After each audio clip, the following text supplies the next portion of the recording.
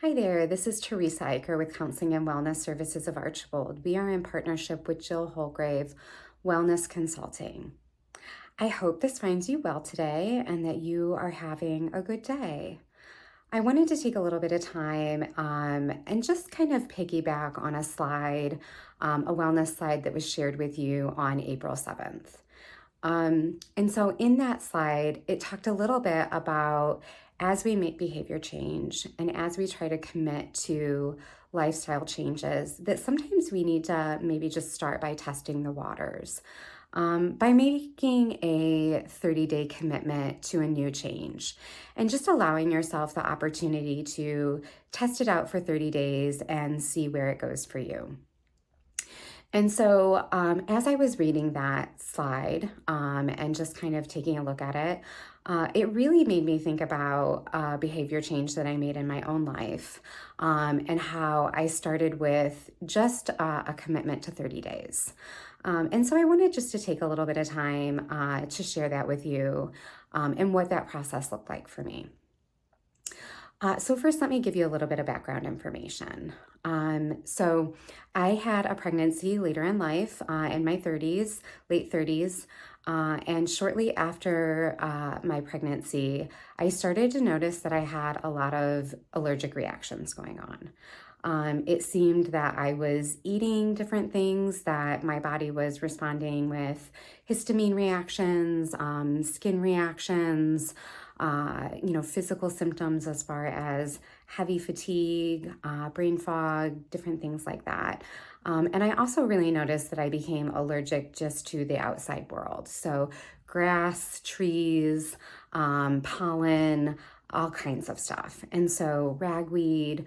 And so I started to seek out some help through medical professionals and other professionals just to kind of figure out what was going on with my body. And so through some GI mapping, some lab testing, we were able to determine that I have a gluten sensitivity and a seafood allergy. And so obviously with that, the recommendation is to stay away from any foods or products that have seafood or gluten in them. And if you know anything about gluten, you will find that so many foods contain gluten. And not only foods, but also lifestyle products. And so, lotions, mascaras, other forms of makeup. Gluten is ultimately like a thickening agent that is oftentimes used in different products just to kind of thicken that product up. And so I very quickly realized I had some research that I needed to do. I needed to start looking at, what type of foods were in my home, what kind of day-to-day products was I using? Like, did my shampoos, did my conditioners, did my makeup products and my lotions, like, did they include gluten in them? So I first just started with a 30-day commitment of I am going to figure out what products I routinely eat, what products I routinely use on my skin and on my body, and I am just going to determine, do they have gluten in them? And I'm going to identify alternatives. So I knew that there was really no way that I would be able to be successful in this process if I didn't equip myself with knowledge, and also if I didn't equip myself with having foods and products that were readily available to me, so that I could make the choice of eating something gluten-free.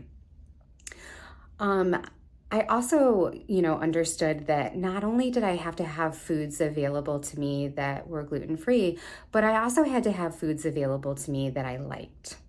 And so I'm kind of that person where, if I eat a meal that I didn't really enjoy or didn't really like the taste, I feel like I had like a wasted meal. And that is kind of annoying or frustrating to me. And so, knowing that I had to make this shift and also knowing that many times, people think of gluten-free as less tasty, food, I wanted to make sure that I didn't feel like there was a drastic dip in just the quality of food that I was eating. So, I did some research. I identified those foods. I even went to the store and tested some of those foods out. Just bring them home, make them. Let's see if I actually like the taste.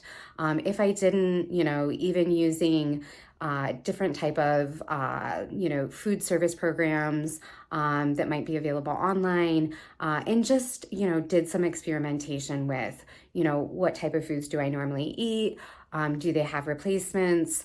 Do I like those replacements? And if I don't, continuing on the journey of finding just different foods that I enjoyed. So then came the next 30 days. So the next 30 days was really a focus on, okay, I am making this commitment. I've got 30 days to figure out, how do I be gluten-free and make a commitment to that. And I've got 30 days to figure out how gluten is truly impacting my body. And so I really found through that A, I had to have our house equipped with gluten-free foods, and B, I had to, pack along snacks that I was capable of dipping into throughout my day. So whether that was throwing that in my purse or throwing that in my car, I had to have myself equipped. It's not uncommon that people kind of lead fast lifestyles. And so, whether that is running into the convenience store or, grabbing food on the go, it is very hard to do that when you have food sensitivities or allergies. And so I had to make sure that I was equipped in those arenas. I also really had to think about my mindset as I was going into it. If I'm honest with you, when they told me that I needed to make that pivot of going gluten-free, I thought to myself, holy smokes, like to live the rest of my life without gluten, it felt daunting. It was so overwhelming. Of course, I then went into all of the foods that I enjoy that obviously have gluten, so thinking like pizzas and breadsticks and, that type of stuff. It felt really disappointing, if I'm honest. I like those foods. And while I might not eat them every day, I do enjoy being able to occasionally have them. And so thinking that that was something that I could truly never venture into in the same way that I had previously done, felt big to me in some ways. And so, so I really had to think about my mindset in this. And so with that, I really had to center in on, okay, this is a commitment for 30 days. We are testing the water. That's what we're doing right now. So we are only going to focus on the next 30 days. And really, I'm going to focus on the day at hand. And so what that would look like is I would wake up in the morning and I would ask myself, can you be gluten-free today? And I would say, yes, I can be gluten-free today. And then breakfast would come.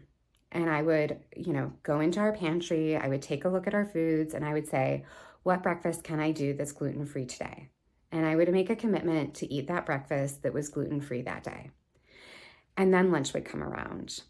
And I'll be honest, it was easier to then focus on a gluten-free lunch because I already focused my morning on a gluten-free morning. And so again, I had to make sure that I was equipped. What foods do I have? I noticed that when I was equipped, I focused much more on the foods that I have available to me versus all of the foods in the household that I couldn't eat. I didn't expect that everyone in our household then go gluten-free as well. Sometimes that's easier for people, and sometimes family members are willing to make those lifestyle changes. But that was never an expectation that I had. And so, I was still surrounded by foods that had gluten in them. But I definitely found that if I was equipped with gluten-free foods that I really liked, I was then able to much easier, choose foods that didn't have gluten in them. And then dinner would come. And again, I would focus on, okay, what is it that I can eat that's gluten-free here? And I would take a look at how do we make a meal that, is tasty and yet doesn't possess gluten in it. So I would really kind of have to like put myself in the right mindset.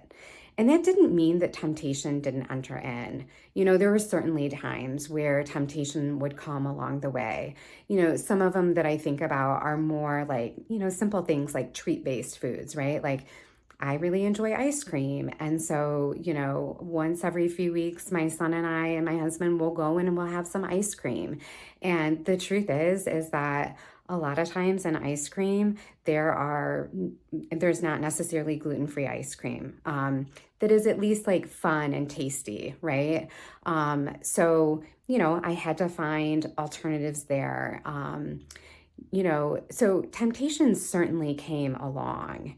And I think one of the things that I really had to do with the temptations that came up, whether that was spontaneously or just planned and knowing that I had very limited options when, alternative options were there, but they really did possess gluten.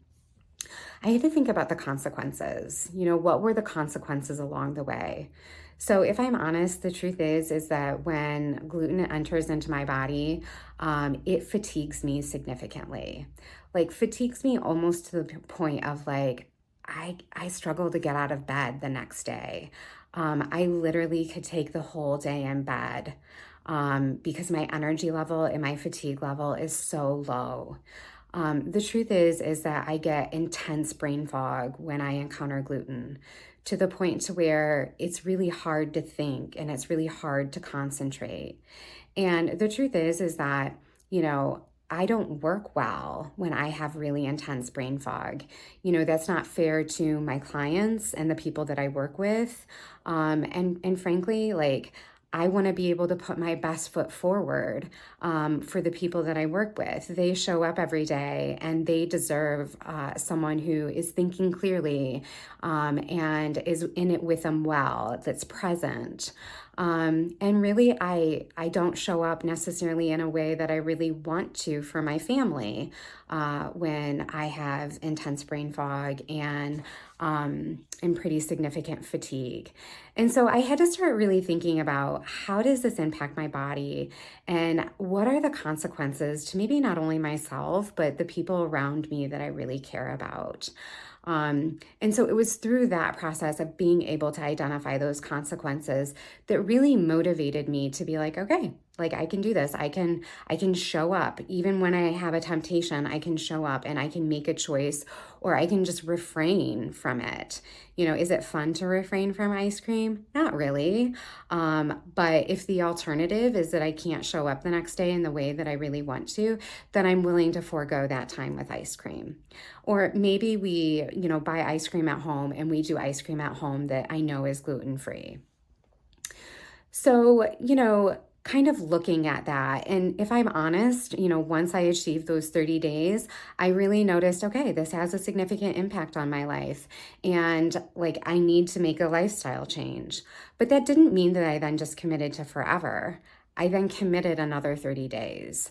The truth was that I really needed to get some practice in, and breaking it down into 30 days like felt far more achievable. And so now I've been gluten-free for 4 years.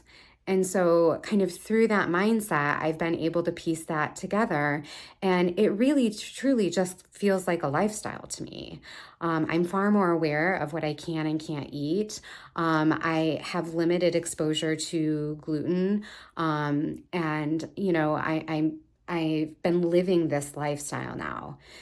And so again, if you ask me about certain items, one in particular I think of is like, I'm a graduate of BGSU and they have Polly Eyes there and it's kind of a pizza joint and they have these amazing breadsticks.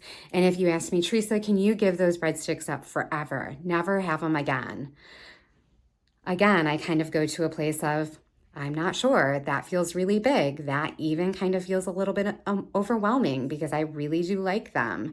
And yeah, if you ask me, can you give them up today? I can say yes. And so, just focusing on that mindset and asking yourself some of those really important questions to keep you honed in and focused on what that goal is. So I hope this was helpful. A little bit about me and a little bit of my own journey. But hopefully that will help you apply this a little bit more to your own journey and maybe committing to the next 30 days. Have a great day.